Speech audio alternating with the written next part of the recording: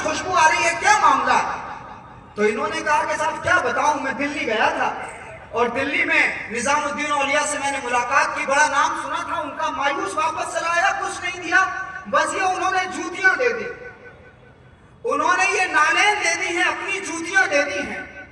تو حضرت امیر خسرو رحمت اللہ علیہ تڑپ گئے اور مچل گئے، کہا یہ نالین مل گئی ہیں۔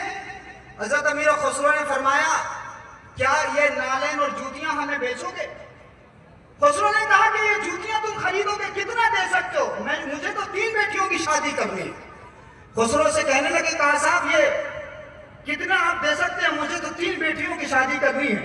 حضرت امیر خسرو نے فرمایا کہ صاحب میرے پاس یہ 5 لاکھ سکے ہیں جو بادشاہ نے ابھی دیے ہیں مجھے انعام کے طور پر، یہ سب میرے پاس میں جتنا دھن دولت ہے اور جن گھوڑوں اور اونٹوں پر یہ دھن سوار ہے، سارے اونٹ، سارے گھوڑے، ساری دولت لے لو، مگر میرے مرشد کی جوتیاں مجھے دے دو، میرے مرشد کی نالین مجھے دے دو۔ اب وہ آدمی بڑا حیرت میں، وہ سید صاحب بڑے پریشان، کا بھائی معاملہ کیا، کیسے ہو سکتا ہے کہ ان جوتیوں کی اتنی بڑی قیمت آپ ادا کر رہے ہیں؟ خسرو نے کہا تم نہیں سمجھو گے، تم نہیں سمجھو گے یہ کس کی جوتیاں ہیں اور میں کون ہوں۔ خسرو نے کہا اگر اس سے بھی من نہ بھرے تو چلو دلی، جتنا یہ انعام ہے، جتنا یہ پیسہ ہے، اس سے 2 گنا پیسہ اور ہم دے دیں گے۔